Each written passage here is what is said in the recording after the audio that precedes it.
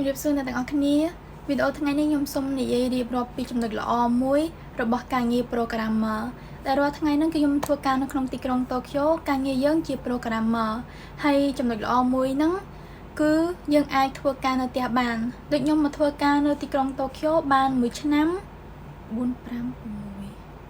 1ឆ្នាំ3ខែហើយ1ឆ្នាំ3ខែហើយហ្នឹងនេះគឺជាលើកទីខ្ញុំការងារ program ហ្នឹងគេធ្វើគេឲ្យប្រភេទចូលជា project ចឹងណាហើយក្នុងមួយ project ហ្នឹងអាចមានច្រើន project ខ្លីបំផុតអាច2ខែពេលឲ្យវែងបំផុតអាច1ឆ្នាំ2ឆ្នាំក៏មានដែរហើយខ្ញុំធ្លាប់ចូល project តូចមួយដែលមានរយៈពេលតែ2ខែពេលចឹងទៅតែពេលហ្នឹងខ្ញុំទៅធ្វើការនៅក្នុងក្រុមហ៊ុនរបស់ក្រុមហ៊ុនដែលខ្ញុំធ្វើការរាល់ថ្ងៃហ្នឹងខ្ញុំទៅធ្វើការក្នុងក្រុមហ៊ុនហ្នឹងហើយជារថភ្លើងទៅរាល់ថ្ងៃតែម្ដងប៉ុន្តែលើកនេះវិញខ្ញុំដោយសារខ្ញុំបានចូលជា project ធំមួយខ្ញុំបដូរទៅធ្វើការនៅក្រុមហ៊ុនមួយទៀតយើងមានឈ្មោះជាក្រុមហ៊ុនដែលយើងធ្វើការសប្តាហ៍ថ្ងៃហ្នឹងមែនប៉ុន្តែនៅពេលដែលយើងទៅធ្វើការយើងទៅធ្វើការឲ្យក្រុមហ៊ុនធំដទៃផ្សេងទៀតចឹងណាហើយខ្ញុំចូលជា project ក្តៅនេះគឺ project ធំមួយដែលមានក្រុមហ៊ុនជាច្រើនគេប្រមូលផ្ដុំគ្នាឲ្យធ្វើ system ហ្នឹងហើយរាល់ថ្ងៃហ្នឹងគឺខ្ញុំធ្វើការងារគឺការងារដែលខ្ញុំធ្វើរាល់ថ្ងៃហ្នឹងគឺសរសេរលេខកូដពេលខ្លះណាគេឲ្យយើងកែតម្រូវនេះនោះអីចឹងវាមានច្រើនណាប៉ុន្តែដោយសារ programmer ចំណុចទី1បំផុតនោះគឺយើងសរសេរលេខកូដក្នុងដូចខែមុនហ្នឹងគេមានកំណត់គេក្នុងមួយខែហ្នឹងគឺយើងសរសេរលេខកូដមាន3ផ្នែកហ្នឹងមួយផ្នែកលេខកូដមានច្រើនហើយខ្ញុំពិបាកនិយាយមែនតើតើអ្នកធ្វើការខាងផ្នែកហ្នឹងបានវារៀងនិយាយស្រួលចំពោះអ្នកអត់ស្គាល់វិញវារៀងពិបាកបញ្យល់តិចខ្ញុំក៏ពិបាកបញ្យល់ជាភាសាខ្មែរដែរយើងសរសេរលេខកូដរាល់ថ្ងៃអញ្ចឹងខែមុនប៉ុន្តែខែនេះវិញគឺដល់វគ្គធ្វើតេស្តវិញតើលេខកូដខែមុនដែលយើងសរសេរហ្នឹងយើងធ្វើ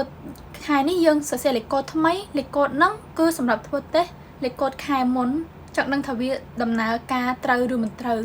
យើងអាចវាដំណើរការដូចអ្វីដែលយើងចង់ធ្វើអត់ហើយខែហ្នឹងក៏ខ្ញុំសរសេរលេខកូដដែរលេខកូដវាមានច្រើនប្រភេទទៀតអញ្ចឹងមួយថ្ងៃគឺចុចកុំព្យូទ័ររាល់ថ្ងៃហើយមុខហ្នឹងហើយខ្ញុំបានទៅធ្វើការនៅក្នុងមួយអាទិត្យ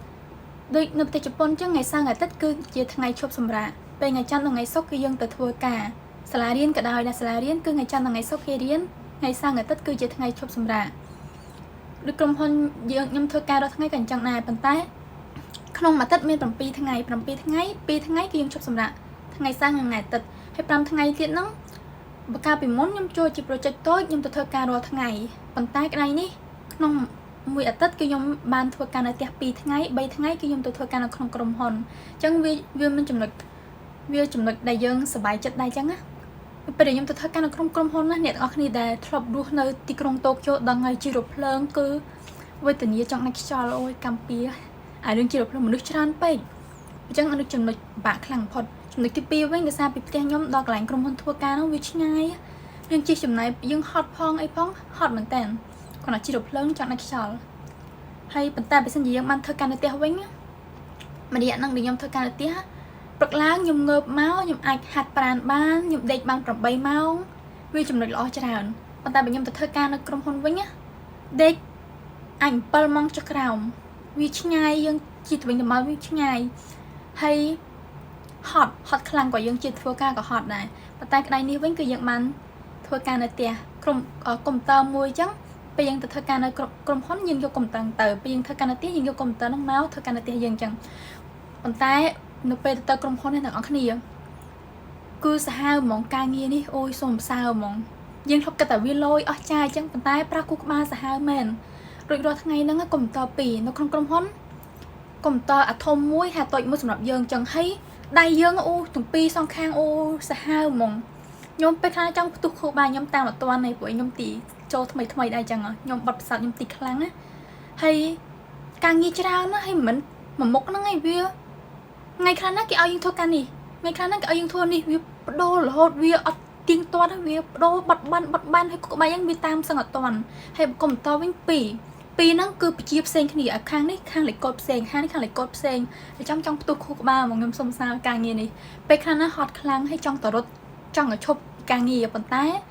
ជាការងារដែលយើងចាប់អារម្មណ៍យើងចង់ធ្វើវារហូតទៅអញ្ចឹងណាអញ្ចឹងមានយើងតស៊ូ